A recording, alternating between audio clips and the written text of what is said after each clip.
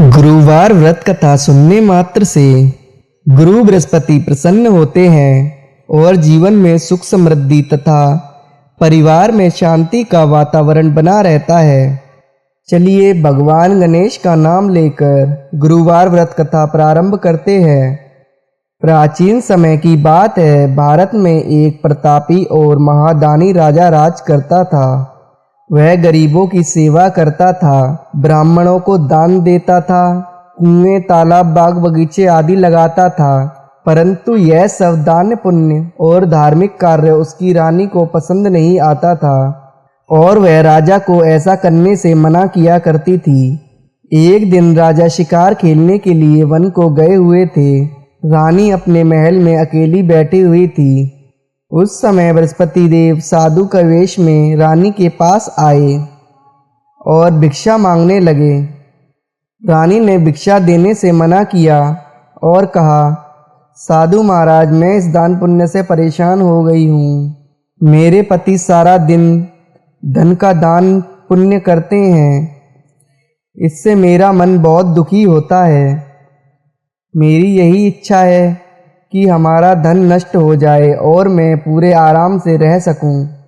इस पर साधु रूप में आए हुए बृहस्पति ने रानी को बहुत समझाया और कहा, हे रानी, तुम इस धन का दान करो, पुण्य कर्मों में लगाओ, तालाब, बाग बगीचे आदि का निर्माण कराओ। इससे तुम्हारा और तुम्हारे कुल के वंशज का नाम बढ़ेगा। परंतु रानी ने ऐसा करने से साफ मना किया और कहा कि मैं ऐसा नहीं करना चाहती हूँ। आप कुछ ऐसा उपाय बताइए जिससे यह धन नष्ट हो जाए और मैं पूरे चैन से रह सकूं। ऐसा सुनने के बाद साधु ने उत्तर दिया, यदि तुम्हारी ऐसी इच्छा है तो मैं तुम्हें जैसा बताता हूँ वैसा ही करना।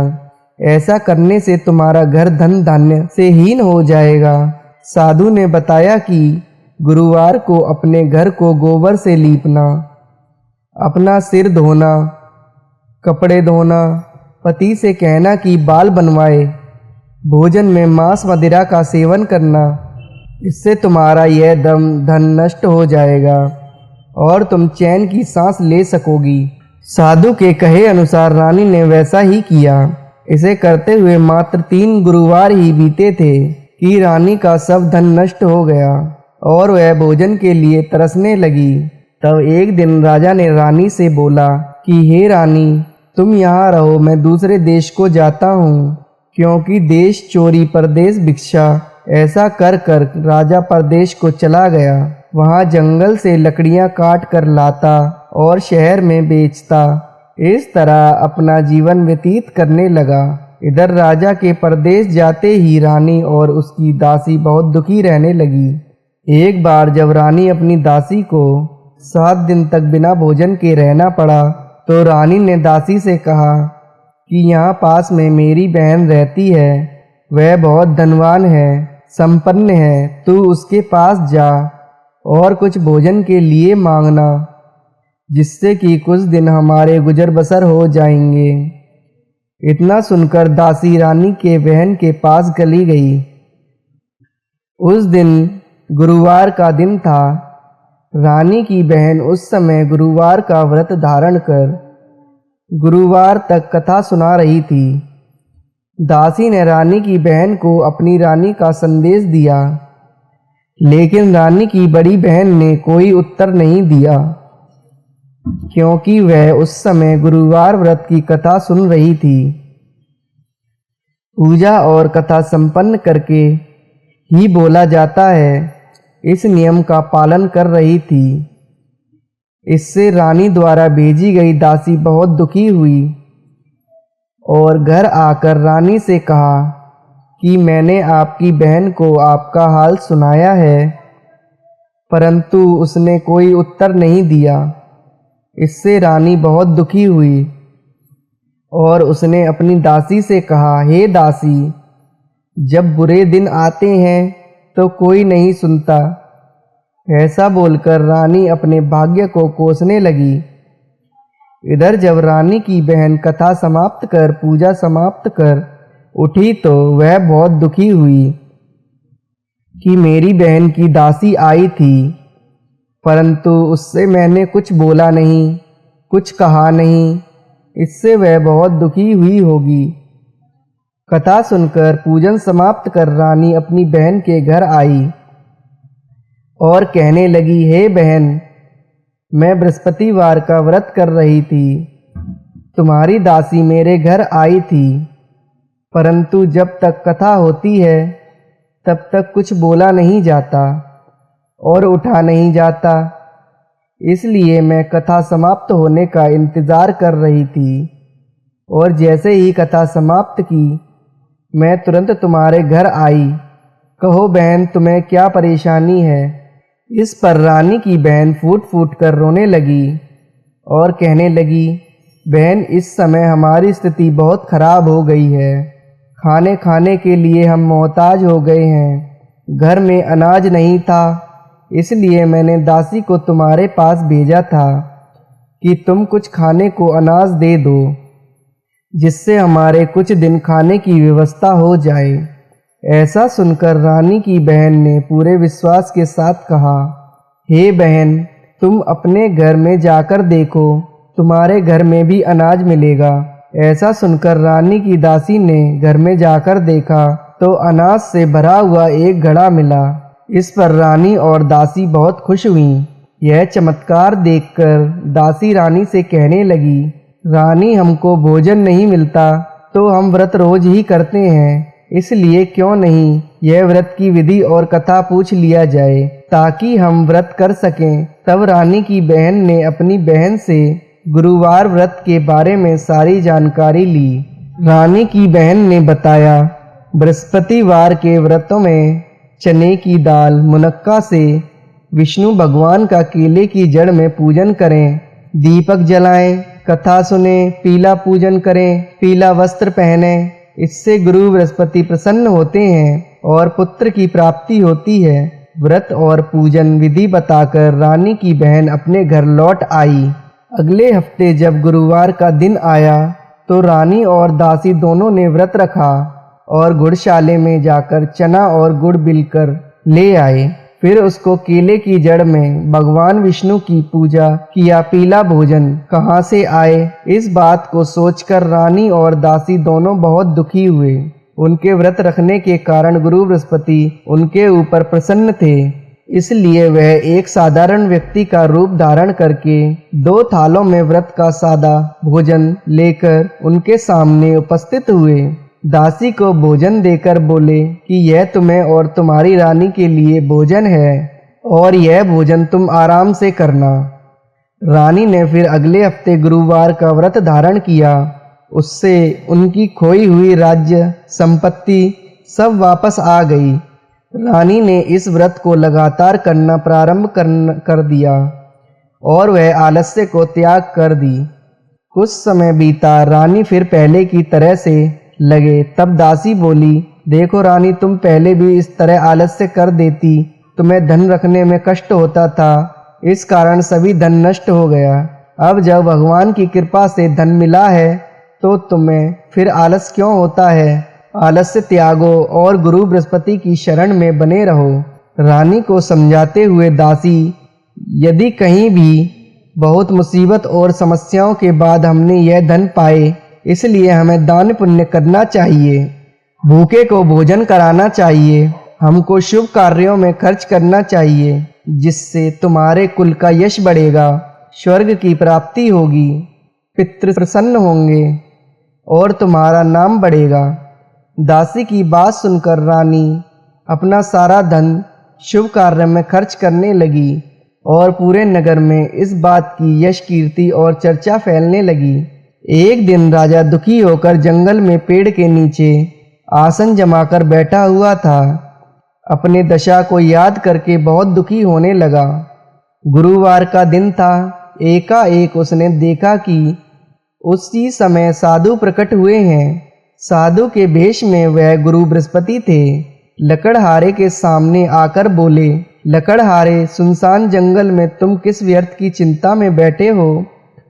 लकड़हारे ने हाथ जोड़कर गुरुदेव को प्रणाम किया और अपनी सारी पुरानी बातों को वह गुरु बृहस्पति देव के सामने कहने लगा। महात्मा जी ने कहा, हे राजा, तुम्हारी रानी ने गुरु बृहस्पति देव का अनादर किया था, जिस कारण तुम्हें यह कष्ट भोगना पड़ा।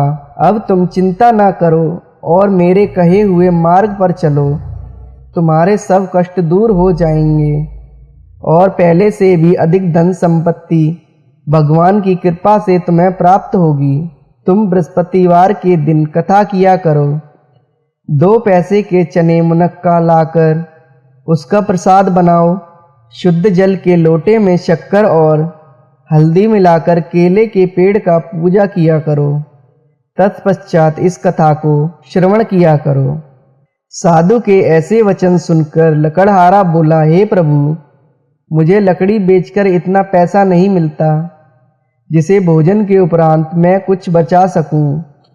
मैंने रात्रि के स्वप्न में अपनी रानी को व्याकुल देखना, मेरे पास कुछ भी नहीं है जिसे मैं उसकी खोज खबर ले सकूं।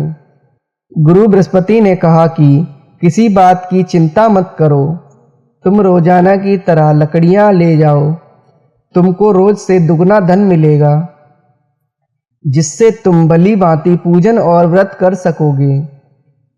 इतना कहकर साधु वहां से अंतर्ध्यान हो गए। धीरे धीरे समय बीतने लगा और वहीं बृहस्पतिवार का दिन आया। लकड़हारे जंगल से लकड़ी काटकर शहर में बेचने गया। उस दिन राजा को रोज से दुगना धन मिला और उस धन से गुरु बृहस्पति देव की पूजा की संपूर्ण सामग्रियां खरीद कर लाया और व्रत और पूजा किया। परंतु दूसरे सप्ताह राजा व्रत करना भूल गया। इस कारण बृहस्पति देव नाराज हो गए। उस दिन नगर के राजा ने विशाल यज्ञ का आयोजन किया और पूरे शहर में यह घोषणा करा दी कि कोई भी मनुष्य अपने घर का चूल्हा न जलाए। सभी राजा के यहाँ निमंत्रण में भोजन करने को पहुँचे। राजा की आज्ञा मानकर नगर के सभी लोग राजा के यहाँ निमंत्रण में शामिल हुए। लकड़हारा कुछ देर में पहुंचा तो देर से पहुंचने के कारण राजा उसे स्वयं अपने महल में ले गए और भोजन करा रहे थे। तब तक रानी की दृष्टि खूंटी पर पड़े हुए उनके 9 लखा हार की तरफ पड़ी। वह हार रानी को नहीं दिखा, इसलिए वह व्याकुल होकर राजा से इस बारे में बात की और राजा और रानी ने लकड़हारे को उस हार को चोर साबित कर दिया और उसे कारागार में डलवा दिया। लकड़हारा कारागार में पड़ गया तो बहुत दुखी होकर विचार करने लगा कि न जाने कौन से जन्म के कर्म के कारण दुख प्राप्त हुआ, और उस साधु को याद करने लगा जो उसे जंगल में मिला था। गुरु बृहस्पति अपने भक्तों की करुण पुकार पर तुरंत वहां प्रकट हुए और उसकी दशा को देखकर कहने लगे, हे मूर्ख, तूने बृहस्पति देव की कथा पूजन नहीं किया, इस कारण तुम्हें यह दुख प्राप्त हुआ है। अगले गुरुवार को कारागार के दरवाजे पर पड़े हुए 4 पैसे मिलेंगे, उनसे तुम पूजा करना, तुम्हारा यह दुख दूर हो जाएगा। बृहस्पति के दिन राजा को कारागार के दरवाजे पर पड़े हुए 4 पैसे मिले। उनसे राजा ने पूजा की सामग्री मंगाई तथा पूजा किया। उसी रात्रि उस नगर के राजा को यह सपना आया कि यह व्यक्ति निर्दोष है, उसे छोड़ दो, नहीं तो मैं तुम्हारे समस्त राज्य को नष्ट कर दूंगा। इस तरह रात्रि के स्वप्न को देखकर राजा प्रातःकाल उठा और खूंटी पर लटका हुआ रानी का 9 लखा हार देखा। इससे वह लकड़हारे को, जिसको जेल में बंद कर दिया था, उसको बुलाया, योग्य सुंदर वस्त्र आभूषण देकर उसे नगर को विदा किया तथा उससे क्षमा मांगी। राजा जब अपने नगर के समीप पहुंचा तो उसे बहुत आश्चर्य हुआ। नगर में पहले से अधिक बाग बगीचे को हुए तालाब, धर्मशाला इत्यादि बन गए थे। राजा ने पूछा, यह सब किसका है? तो नगर के सभी लोग कहने लगे कि यह सब रानी और बांदी ने किया है। इस पर राजा को बहुत आश्चर्य हुआ तथा क्रोध भी आया। उधर जब रानी ने यह समाचार सुना कि राजा आ रहे हैं तो उन्होंने बांदी से यह कह दिया कि हे बांदी, राजा हमारी ऐसी हालत देखकर कहीं लौट ना जाएं, इसलिए तू दरवाजे पर खड़ी हो जा। आज्ञा अनुसार दासी दरवाजे पर खड़ी हो गई। राजा आए तो उनको साथ में महल में ले आई। जब राजा ने क्रोधित होकर अपनी रानी से पूछा, वह सब तुम्हें कैसे मिला, तो उन्होंने कहा, यह सब धन हमें गुरु बृहस्पति देव की व्रत के प्रभाव के कारण मिला है। यह सब सुनकर राजा ने निश्चित किया कि 7 दिन के बाद फिर गुरुवार आएगा, तो उस दिन मैं पूजन करूंगा और विधि विधान के साथ व्रत धारण करूंगा और दिन में प्रतिदिन मैं 3 बार कहानी सुनूंगा। अब हर रोज राजा के दुपट्टे में चने की दाल बनी रहती तथा दिन में 3 बार कहानी कहा करता। एक रोज राजा ने यह विचार किया कि चलो अपनी बहन के यहाँ हो आते हैं। इस तरह निश्चित कर राजा घोड़े पर सवार होकर अपनी बहन के यहाँ चलने लगे। मार्ग में उसने देखा कि कुछ आदमी एक मुर्दे को लेकर जा रहे हैं। उन्हें रोककर राजा कहने लगा, अरे भाइयों, मेरी बृहस्पतिवार की कथा सुन लो। इस पर लोग क्रोधित हो गए और बोले कि इधर हमारे आदमी की मृत्यु हो गई और उधर तुम्हें अपनी कथा की पड़ी है। परंतु कुछ बुद्धिजीवी लोग बोले कि नहीं, इसकी कथा सुन लेते हैं। कथा आदि जैसे ही पहुंची, मुर्दा हिलने लगा और जब कथा समाप्त हुई तो आराम से बैठकर खड़ा हुआ। आगे मार्ग में चलते हुए एक किसान खेत में हल चला रहा था। राजा ने उसे देखकर उससे बोला, अरे भाई, मेरी गुरुवार की कथा सुन लो। किसान बोला, जब तक मैं तुम्हारी कथा सुन लूँगा तब तक 4 हरैया जोड़ लूँगा, अपनी कथा किसी और को सुनाना। इस तरह राजा आगे चलने लगा। राजा के हटते ही किसान का बैल पछाड़ खाकर गिर गया तथा किसान के पेट में बड़े जोर से दर्द होने लगा। उस समय किसान की माँ उसके लिए रोटी और पानी लेकर आई थी। जब यह सब हाल देखा तो वह बहुत दुखी हुई तथा दौड़कर उस राजा को बुलाया और उसे बुलाकर अपने खेत में बैठाकर कथा सुनने लगी। कथा जैसे ही प्रारंभ हुई, किसान के पेट का दर्द बंद हो गया तथा उसके बैल उठ खड़े हुए। राजा अपनी बहन के घर पहुंचा। बहन ने भाई की खूब स्वागत किया। दूसरे दिन प्रातःकाल राजा जगा तो देखा कि सभी लोग भोजन कर रहे हैं। राजा ने अपनी बहन से कहा, ऐसा कोई मनुष्य नहीं है जिसने अभी तक पूजन नहीं किया। मेरी बृहस्पतिवार की कथा सुन लो। बहन बोली, भैया, यह देश ऐसा ही है कि पहले यहाँ लोग भोजन करते हैं, बाद में अन्य काम करते हैं।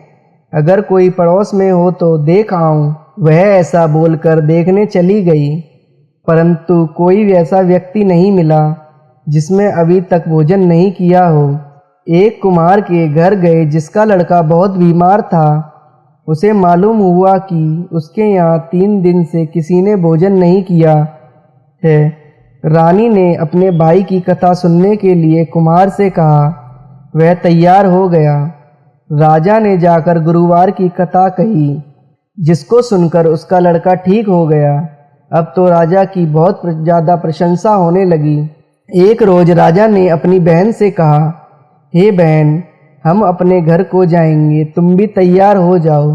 राजा की बहन ने अपनी सास से आज्ञा मांगी तो सास ने कहा, तू चली जा, परंतु अपने बच्चों को मत ले जाना, क्योंकि तेरे भाई की कोई संतान नहीं है।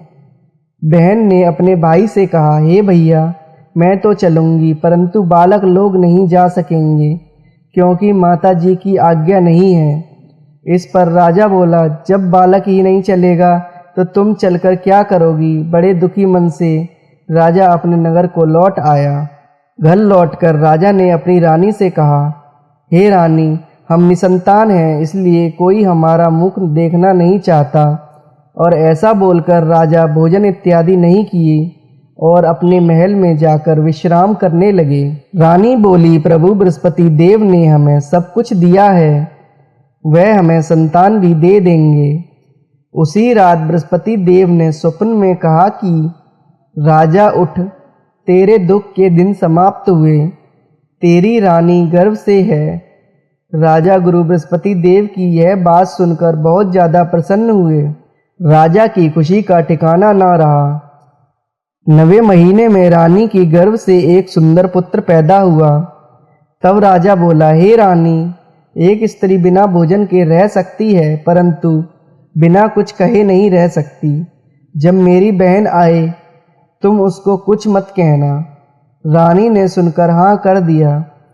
जब राजा की बहन ने नया शुभ समाचार सुना तो बहुत खुश हुई तथा बधाई लेकर अपने भाई के यहाँ आई। रानी ने कहा, घोड़ा चढ़कर तो नहीं आई, गधा चढ़ आई। राजा की बहन बोली, भाभी मैं इस प्रकार ना होती तो तुम्हें औलाद कैसे मिलती। बृहस्पति देव ऐसे ही हैं, जिनके मन की मनोकामनाएं हैं सभी को पूर्ण करते हैं। प्रेम पूर्वक जो इस व्रत को धारण करता है, इस कथा को सुनता है और पढ़ता है, उसकी सभी मनोकामनाएं गुरुदेव की कृपा से पूर्ण होती हैं। बोलो बृहस्पति देव महाराज की जय।